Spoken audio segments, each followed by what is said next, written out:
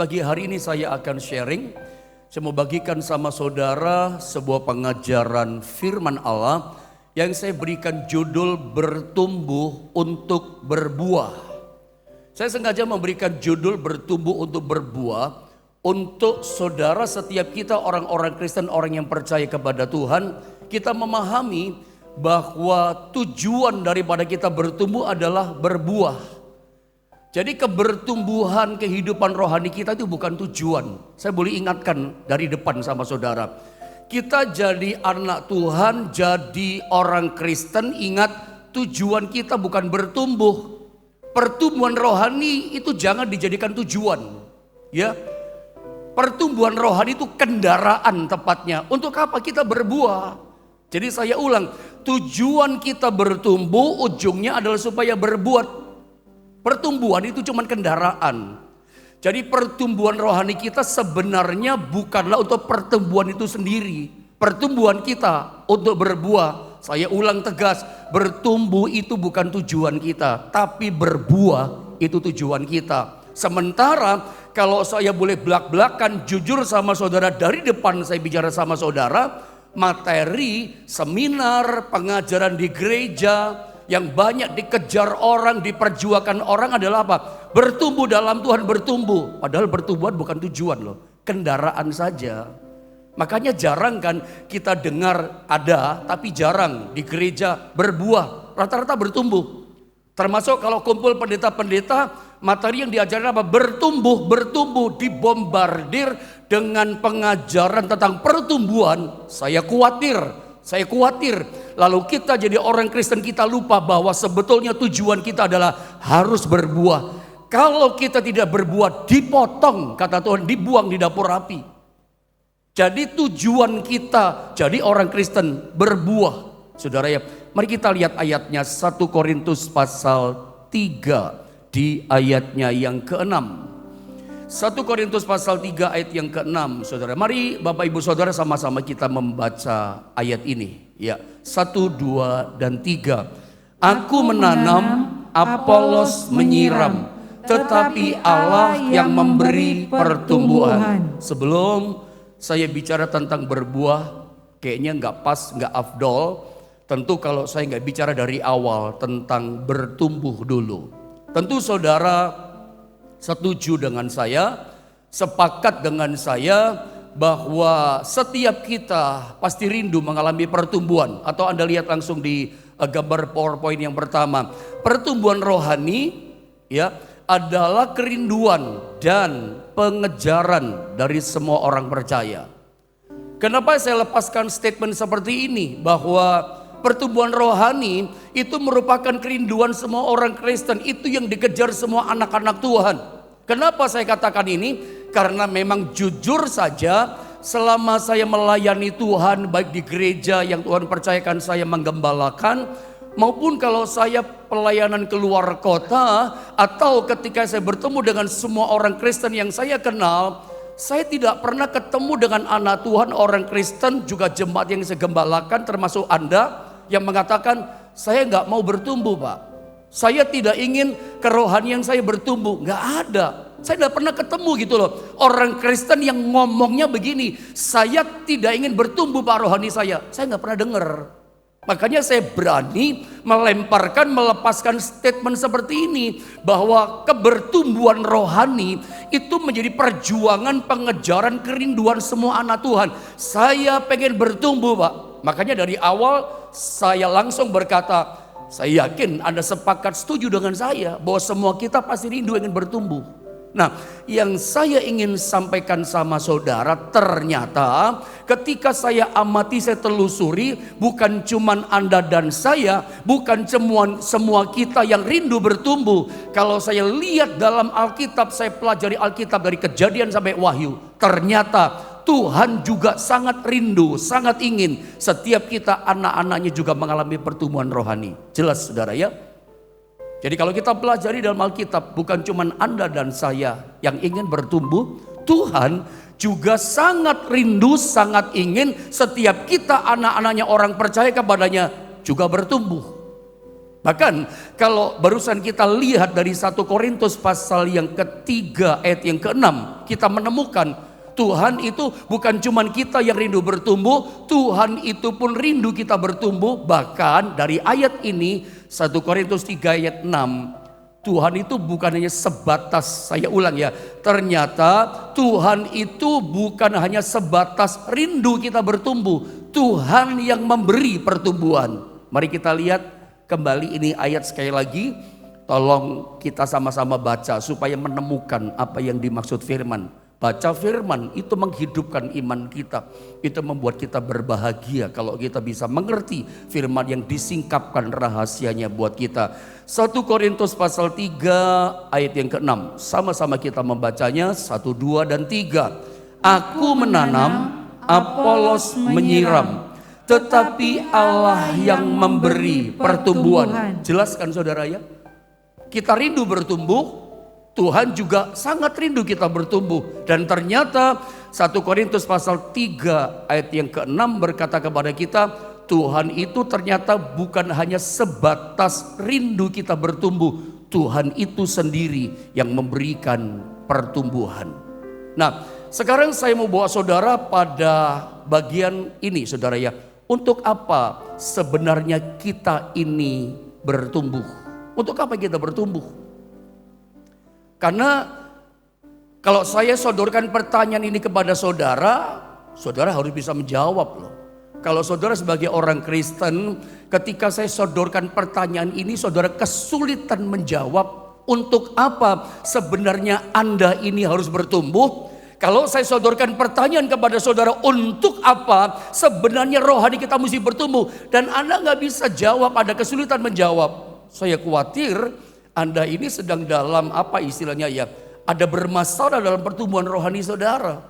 Atau seringkali kita mendengar istilah-istilah dalam seminar-seminar gereja, tersesat di pertumbuhan. Nanti ujungnya apa? Kita nggak berbuah.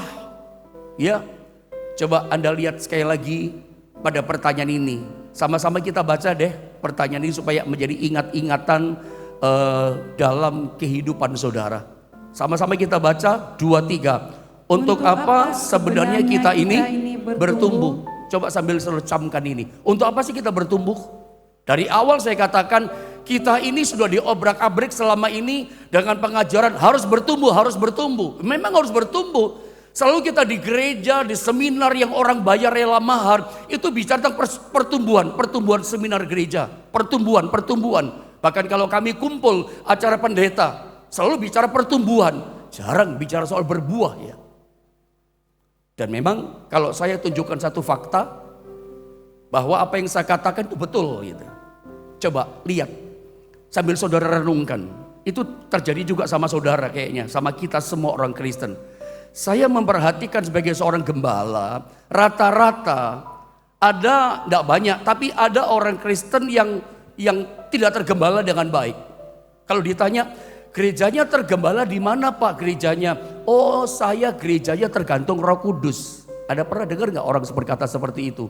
Lalu maksudnya apa Pak? Yang minggu depan ini kalau Roh Kudus gerakan saya ke gereja yang satu sana, ya saya ke sana. Nah terus minggu depannya bagaimana Pak? Ya minggu depan lagi sama. Roh Kudus gerakan saya ke gereja yang mana, ya saya ke sana. Loh kenapa Pak gerejanya kok jalan-jalan? Iya, soalnya waktu saya ke gereja sana kemarin, saya nggak merasa bertumbuh rohani saya.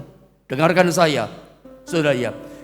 Dengarkan saya sebagai hamba Tuhan, gembala yang bicara sama saudara. Seringkali alasan saudara sebagai jemaat, alasan kita anak-anak Tuhan, kita itu gerejanya jalan-jalan. Itu kita salahkan gereja sebelumnya. Di sana saya nggak bertumbuh Pak. Saya nggak pernah loh, nggak pernah saya katakan. Saya tidak pernah mendengar jemaat kalau saya tanya, kenapa Pak kok sampai pindah gereja? Saya nggak pernah jemaat berkata, soalnya saya di sana nggak berbuah Pak. Nggak ada. Selalu yang saya dengar, soalnya di sana saya nggak bertumbuh Pak. Kenapa nggak bertumbuh Pak? Ya soalnya di sana WL-nya kurang Pak. Apalagi soalnya di sana di gereja saya sebelumnya kekeluargaannya kurang baik Pak. Jemaat kurang dekat satu sama lain. Selalu dicari alasan ini dan itu. Apakah betul hanya karena faktor kekeluargaan, hanya karena faktor ini dan itu membuat Anda gak bertumbuh? Tunggu dulu. Ya, Tetapi itu kan yang pasti dijadikan alasan orang jalan terus gerejanya muter. Alasannya apa? Saya pengen rohani saya bertumbuh.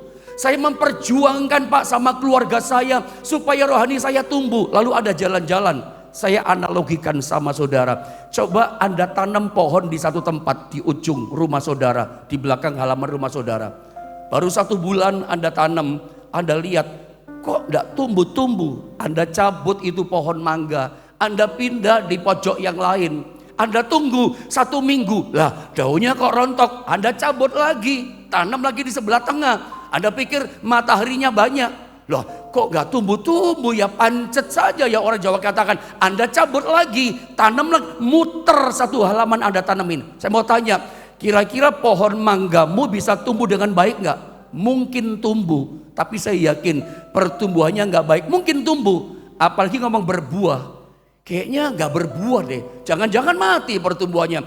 Anda terus muter. Apalagi zaman sekarang saudara ya, orang bisa pilih gitu, banyak gereja, orang bisa pilih segala macam channel YouTube yang ada, pengen denger semua. Saya pengen bertumbuh Pak, boleh-boleh saja, tapi dengarkan analogi saya tadi gitu loh saudara ya. Jadi jelas saudara ya, alasan banyak orang jalan terus, pengen denger terus yang segala macam, alasan cuma satu kok. Saya nggak pernah dengar, saya pengen berbuah Pak, nggak ada loh. Selalu semuanya jawabannya, saya pengen bertumbuh Pak, soalnya di sana saya nggak bertumbuh.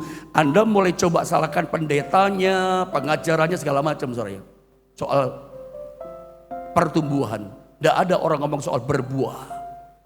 Makanya saya katakan sama saudara, tujuan bertumbuh sebenarnya bukan sekedar untuk pertumbuhannya. Kalau Anda berpikir hanya terus bertumbuh, nggak punya tujuan berbuah, ini ada masalah, ketersesatan, kenyasaran dalam pertumbuhan saudara. Bertumbuh terus, ada bagian terus bertumbuh, berbuahnya kapan? Saya khawatir kita kehilangan kesadaran, nggak nyadar bahwa pertumbuhan itu bukan tujuan kekristenan kita. Berbuah itu tujuannya. Pertumbuhan rohani cuma kendaraan yang bawa kita sampai berbuah. Itu saudara ya. Nah sekarang saya bawa saudara begini, tujuan bertumbuh itu adalah berbuah saudara ya. Jadi kita nggak boleh lupa. Pertumbuhan rohani kita tujuannya adalah supaya berbuah. Coba lihat gambar berikutnya. Nah sementara dari awal saya katakan pengajaran firman Tuhan yang kita dengar selama ini tentang bagaimana bertumbuh di dalam Tuhan ya, itu lebih mendominasi, lebih banyak di mana-mana daripada bagaimana kita mesti berbuah dalam kekristenan kita. Jadi kalau kita bikin perbandingan, jujur saja fair-fairan termasuk Anda dan saya ya, lebih mendominasi, lebih banyak pengajaran firman tentang pertumbuhan. Makanya kita sering didorong, ayo kamu mesti bertumbuh dalam Tuhan. Begitu orang mulai malas, ayo bertumbuh dalam Tuhan, bertumbuh dalam Yesus. Growing in Christ itu selalu menjadi isu yang kuat. Bertumbuh itu memang harus, sebab kita nggak mungkin berbuah kalau kita nggak bertumbuh. Pertumbuhan itu penting. Saya ulang, Anda jangan salah atau gagal menangkap pengajaran firman yang saya sampaikan sama saudara. Saya sedang tidak berkata pertumbuhan itu nggak penting. Loh, pertumbuhan penting dong. Anda nggak mungkin bisa berbuah kalau Anda nggak mengalami pertumbuhan. Nah seringkali pertumbuhan yang tidak baik, pertumbuhan yang gagal, pertumbuhan yang tersesat inilah yang membuat kita ujungnya nggak berbuah. Seperti tadi loh, tanam cabut lagi, nggak pas ini, tanam lagi, cabut lagi. Ini jangan-jangan tumbuh sih tumbuh tapi nanti nggak berbuah. Nah makanya di daerah kekristenan, pengajaran kekristenan itu lebih banyak mendominasi adalah pertumbuhan. Memang penting, tapi berbuah itu penting dalam hidup kita juga. Nah apa sebenarnya perbedaan? Saya mau bawa saudara pada bagian mungkin mulai penting ya. Apa sih perbedaan bertumbuh sama berbuah? Coba lihat Yohanes pasal 15 ayat yang ke-8. Kalau boleh sama-sama kita baca keras deh ayat ini ya. Kita lihat ayat ini, Yohanes 15 ayat yang ke-8. 1, 2, dan 3. Dalam hal inilah Bapakku dipermuliakan, yaitu jika kamu berbuah banyak, dan dengan demikian kamu adalah murid-muridku. Ini menarik loh dalam ayat ini. Di dalam hal inilah Bapakku dipermuliakan. Yaitu, apa yaitu? Jika kamu berbuah banyak. Jadi ternyata saudara ya, untuk kehidupan kita sebagai orang Kristen mempermuliakan Tuhan, mempermuliakan namanya, gak cukup praise and worship, pujian penyembahan 10 menit atau setengah jam. Gak cukup hidup kita mempermuliakan Tuhan, memuliakan Tuhan dengan pujian penyembahan praise and worship 1 jam, gak cukup. Ternyata untuk hidup kekristenan kita bisa mempermuliakan Tuhan. Alkitab katakan kita harus mengeluarkan buah yang banyak. Dan buah itu sebagai wujud, sebagai bukti apa? Dan dengan demikian kamu adalah murid-muridku. Saya baca ulang biar utuh pemahamannya. Lihat Yohanes 15 ayat 8. Dalam hal inilah Bapakku dipermuliakan. Lihat gambar itu. Yaitu jika kamu berbuah banyak. Dan kalau kita berbuah, yang pertama itu memuliakan Tuhan, berbuahnya kekristenan kita, iman kita, itu bukti. Dan dengan demikian kamu adalah murid-muridku. Jadi kalau kita berbuah, iman kita, rohani kita, itu bukti membuktikan kita adalah murid. Murid itu bukan cuma dengar, murid itu bukan cuma mengerti pengajaran firman, murid itu melakukan yang Tuhan ajarkan, makanya berbuah. Sementara kekristenan kita melakukan taat pada perintah-perintahnya, itu kita keluar buah.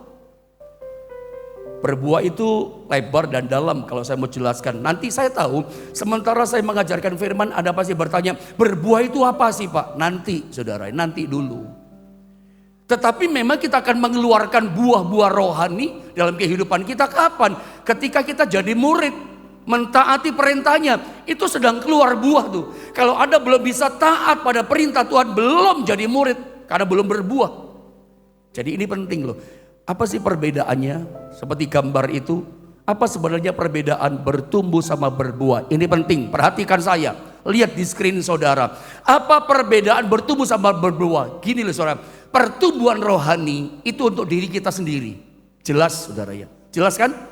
Ketika kita bicara, saya mau bertumbuh dalam Tuhan dan saya melihat saudara bertumbuh. Bertumbuh itu untuk hidupmu sendiri, untuk hidup kita masing-masing. Tetapi ketika kita bicara berbuah, kehidupan rohani kita, Kristen yang berbuah itu adalah kehidupan kita dinikmati oleh orang lain. Oh ini penting loh. Saat kita berbuah, itu berarti saat kehidupan kita bisa dinikmati oleh orang lain. Bagaimana dengan saudara saat ini? Bisakah hidupmu dinikmati sama orang lain? Ketika orang dalam kesusahan, ketika orang rumah tangga hidupnya limbung gitu ya, mau kemana pertolongan, orang datang kepada saudara, konseling sama saudara, curhat sama saudara, tolong doakan saya. Itu tanda-tanda Anda mulai berbuah. Hidupmu, rohanimu, imanmu, doamu, perkataanmu, nasihatmu, bahkan apa yang ada pada saudara, itu bisa dinikmati sama orang. Itu berarti kamu sudah berbuah dan sedang berbuah. Orang nikmati manisnya hidup saudara. Orang menikmati kemurahan hatimu. Itu berarti kamu sudah berbuah dan sedang berbuah. Kalau kita bicara pertumbuhan rohani, saya yakin semua saudara sedang bertumbuh. Tapi ingat, pertumbuhan rohani itu untuk diri kita sendiri. Berbuah dinikmati sama orang. Doa saya, setiap saudara hidupmu berbuah bisa dinikmati sama orang. Tetapi penting juga pada bagian menit ini, saya mesti sampaikan sama saudara, bertumbuh memang penting. Kalau gak bertumbuh gak mungkin berbuah. Tapi bisa begini loh, bertumbuhnya bagus, tapi heran bertumbuh kok gak berbuah. Kenapa hidup Kristen kita kok gak berbuah? Kita lihat bertumbuhnya bagus, daunnya hijau, kelihatannya haleluya puji Tuhan semangat, ke gerejanya rajin, doanya kata-kata luar biasa, tapi ternyata gak berbuah. Karena gak jaminan gitu ya. Orang yang bertumbuh, pertumbuhan itu enggak jaminan pasti nanti berbuah. Nah ini kata-kata ini penting. Orang yang bertumbuh itu enggak jaminan pasti dia berbuah. Kenapa bertumbuh dan berbuah? Ada masalah di pertumbuhannya. Mari kita lihat satu contoh di Alkitab yang ditulis oleh Alkitab, Lukas pasal 13 di ayat 6 saudara ya sampai 9. Coba kita baca berganti-ganti ayat ini. Saya baca ayat yang ke-6 gitu ya saudara, 7, nanti 9-nya sama-sama ya. Dengan semangat, dengan roh yang bergelora kita membaca ayat firman Allah ini. Saya baca ayat yang ke-6 dari Lukas pasal 13. Lalu Yesus mengatakan perumpamaan ini. Seorang mempunyai pohon ara yang tumbuh di kebun anggurnya. Jelas ya. Ada sebuah pohon ara yang tumbuh di ladang anggur. Tanah kebun ditanam anggur, ada satu pohon ara. Dan ia datang untuk mencari buah. Alkitab tidak katakan dan Tuhan itu atau ia datang untuk mencari pertumbuhan dari pohon itu. Enggak. Yang dicari buah dari pohon itu. Tetapi ia tidak menemukannya. Tumbuh ini pohon ara di ladang tanah kebun anggur, tapi nggak ada buah, yang dicari buah. Lanjutkan ayat 7 tolong saudara. Lalu ia berkata kepada pengurus kebun anggur itu, sudah 3 tahun aku datang mencari buah pada pohon ara ini dan aku tidak menemukannya. Tebanglah pohon ini. Untuk apa ia hidup di tanah ini dengan percuma? Perhatikan saudara, ayat ini penting loh. Kalau sampai tidak berbuah, gini ya, berbuah itu dicari Tuhan. Saudara jangan pikir nanti saya pasti berbuah. Kalau dari ayat ini itu ada time limitnya ya, ada batas waktu. Boleh ya saya ngomong keras sama saudara ya. Tuhan tuh kasih batas waktu. Ini pohon ara udah 3 tahun sama tuannya dicari. Ini kan gambaran Tuhan yang cari buah dalam kehidupan kita. Ada time limit, ada waktunya, kuota kita habis. Ada jangan berkata ini, oh saya panjang umur terus. Tunggu dulu. Ada waktunya, kuota kita habis. Pulsa saya masih banyak. Gak tahu kapan kita berakhir. Tetapi selalu ada limit batas waktu. Ada orang dikasih kesempatan, ini dikasih kesempatan lagi ya. Saya pernah ngomong sama jemaat, saya ini kesempatan kedua untuk hidup saya berbuah. Karena saya ngalami sudah hampir mau mati waktu itu. Karena dokter pun berkata, aduh gitu ya, parah kamu ini gitu. Kesempatan kedua saya berbuah. Saya nggak tahu saudara diberikan kesempatan keberapa hari ini untuk berbuah. Dengarkan saya yang di rumah-rumah. Sementara kau mendengar firman. Hari ini Tuhan berikan kesempatan buat kita untuk berbuah. Saya tidak tahu ini kesempatan kuota yang keberapa. Saya kedua. Mungkin ada ketiga, Tuhan berkemuran sama saudara. Terus disuruh berbuah. Nanti kalau nggak berbuah, percuma pohon itu tebang saja. Saya baca ayat ke-7 ini penting. Nanti daripada kelewatan. Lalu ia berkata kepada pengurus kebun anggur itu, sudah 3 tahun aku datang mencari buah pada pohon ara ini. Dan aku tidak menemukannya. Tebanglah pohon ini. Untuk apa ia hidup di tanah ini? Dengan percuma. Kristen yang tidak berbuah. Ini Yesus yang bilang, bukan saya pendeta yang berkata. Tuhan berkata, hidup Kristenmu percuma. Aku kasih kemurahan, kasih berkat, kasih talenta. Kamu Kristen percuma. Kristen percuma, Kristen yang tidak berbuah. Keras Tuhan berkata. Lu jadi Kristen, Kristen yang sia-sia, kata Yesus. Jangan keselamatan darah Yesus yang telah menyelamatkan kita jadi sia-sia. Percuma dapat anugerah Tuhan. Udah ditolong Tuhan berkali-kali, tetap percuma karena kamu udah berbuah. Nggak enak. Percuma ya kamu ikut aku. Percuma ya kamu melayani. Ini untuk saya juga.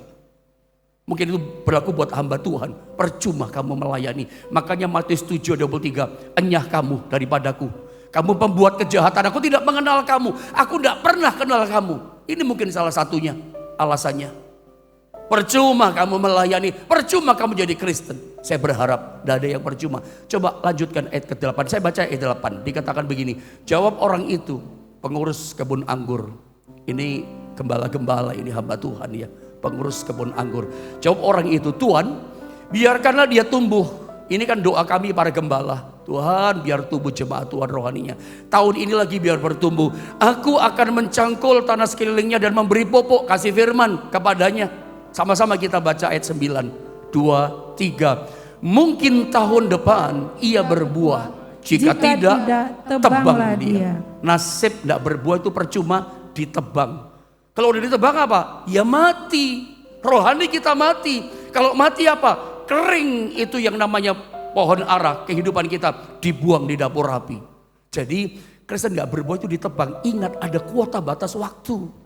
Dikasih waktu. Ini waktu kesempatan kesekian mungkin buat saudara. Makanya berjuanglah. Bukan sekedar berjuang, berupaya. Rindu saya bertumbuh. Ingat pertumbuhan rohani bukan tujuan.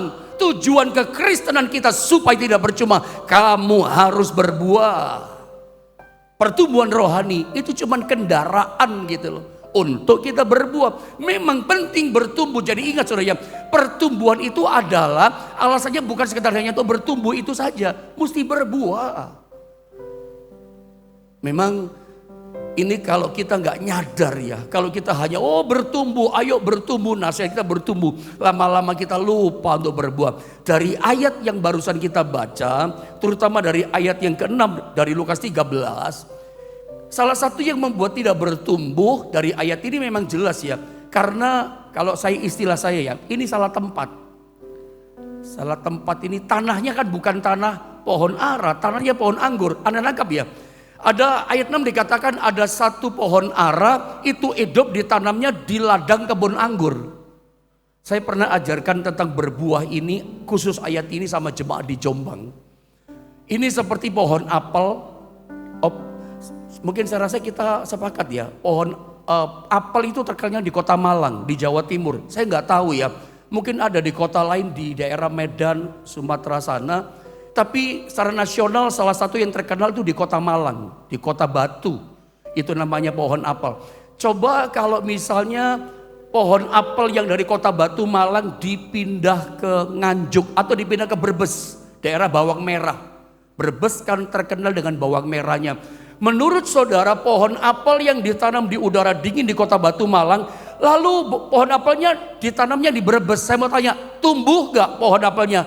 Tumbuh sih. Tapi berbuah gak menjamin, gak jaminan mutu, gak pasti menjamin pasti berbuah. Tumbuh saya pikir pasti bertumbuh. Tapi masalah berbuah gak jaminan, jangan-jangan gak berbuah. Atau kalau berbuah gak berkualitas, gak berbuah banyak. Kenapa? Salah tempat, salah tanahnya, salah tempatnya. Saya berdoa deh saudara pagi ini, Anda semua yang sedang berada di YouTube channel GSPDI Jombang, ini tempat yang tepat buat Anda dan saudara. Ya Anda, saudara dan saya untuk bertumbuh dan berbuah di tempat ini. Ini merupakan channel anugerah, channel rumah Allah buat setiap saudara. Saya berdoa dalam nama Yesus, channel YouTube GSPD tempat kita bertumbuh dan berbuah. Tempat yang tepat buat saudara untuk sampai rohanimu boleh berbuah. Saya berharap setiap pujian penyembahan, bahkan setiap pengajaran firman yang diajarkan, dilepaskan, itu membuat imanmu tumbuh. Membuat saudara sampai berbuah. Saya akan berdoa, Tuhan tolong saya, mampukan sampai membuat kita semua ini berbuah rohani saudara. Alasan pertama, tidak berbuah, tempatnya salah. Jadi saudara, kadang-kadang kita memang berkata, saya gak bertumbuh Pak. Alasan pertama bisa jadi karena ini. Yang kedua, kenapa kita gak berbuah? Coba lihat Yohanes 15 ayat yang kedua di gambar berikutnya.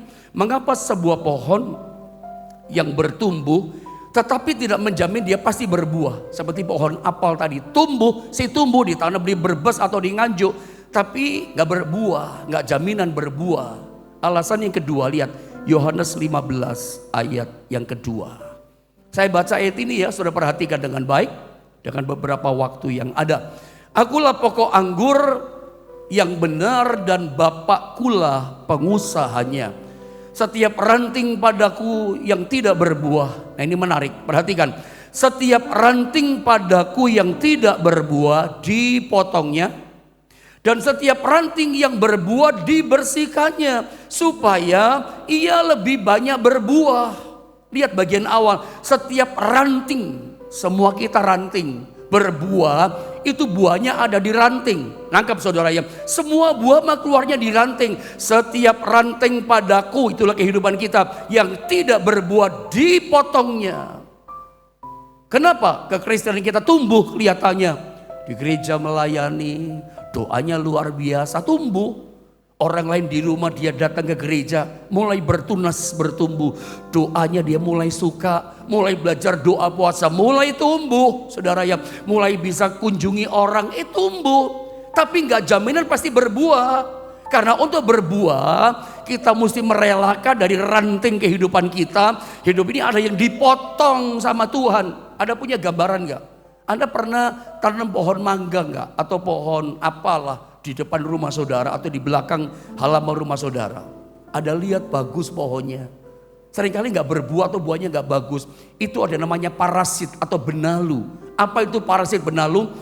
Apa ini istilahnya ya? Ya makhluk hidup yang lain yang nempel di pohon mangga itu menghisap sari makanan dari akar. Harusnya akar memberikan support sari makanan untuk ranting supaya berbuah. Tapi sebelum nyampe ke ranting supaya keluar buah, udah dibajak duluan, dimakan duluan, direbut duluan sama benalunya. Sari makanan, makanya pantesan ranting itu udah berbuah. Nah yang model begini mesti dipotong. Parasit benalu mesti dipotong. Kalau tidak dipotong kita nggak rela. Jangan. Lo benalu kok Anda bilang jangan, nggak mau dipotong.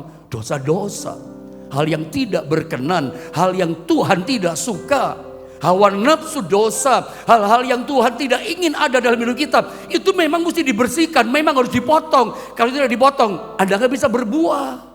Anda nangkep saudara ya? Ingat, kekristenan mesti berbuah loh. Kalau ada tanya buah itu apa sih Pak? Saya tidak bicara khusus tentang ini sih. Ada buah pertobatan, ada buah pekerjaan yang baik. Anda jadi berkat buat orang itu berbuah. Anda gak jadi orang yang pelit, bisa berbagi berkat itu berbuah. Anda bisa menabur buat pekerjaan Tuhan, itu ciri-ciri tanda orang yang berbuah. Kalau Anda gini saja, gak mau kehilangan, ya, itu tidak bicara keberbuahan tuh. Dosa pertobatan itu Anda buang, rela dipotong dari kehidupan kita, itu berbuah, buah pertobatan. Ada macam-macam buah dalam Alkitab. Ada orang berkata apakah termasuk buah roh? Ya bolehlah termasuk juga itu saudara ya.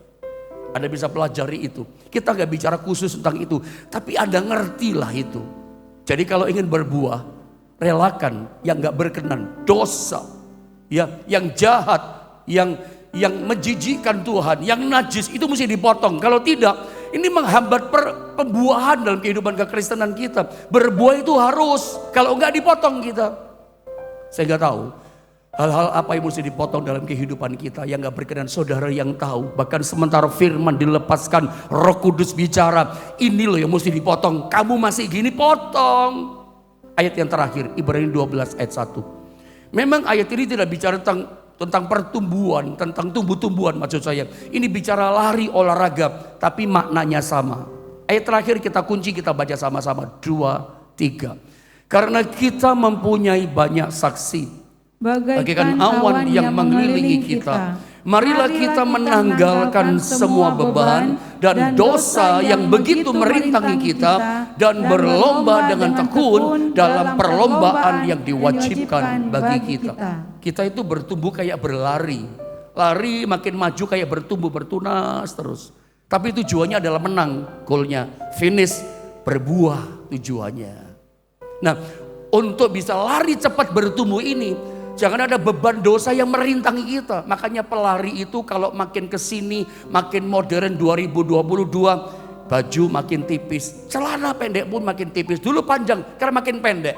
Sepatu pun makin ringan. Tujuannya gini, kalau boleh baju, kaos sampai celana pendek nggak boleh berat. Mesti ringan, yang terbaik bahannya ringan. Supaya nggak ada beban yang merintangi, larinya kencang. Pertumbuhannya bagus, tapi jangan lupa tujuannya adalah berbuah. Kenapa kita nggak berbuah? Ada beban dosa yang merintangi kita. Makanya dosa mesti dibuang, beban mesti diletakkan, termasuk beban persoalan. Seringkali orang kalau ada beban persoalan ngomel-ngomel, bersungut-sungut. Percayalah, beban hidupmu Tuhan pasti jamin dan tolong saudara. Tapi seringkali beban, rasanya kok terbeban sih, nggak percayakah Tuhan tolong saudara? Termasuk beban dosa ya saudara ya. Makanya dosa ini mesti kita lepaskan, dipotong. Supaya apa? Kita berbuah. Kalau tidak berbuah, kita dipotong. Ingat, tujuan kekristenan kita bukan sekedar bertumbuh.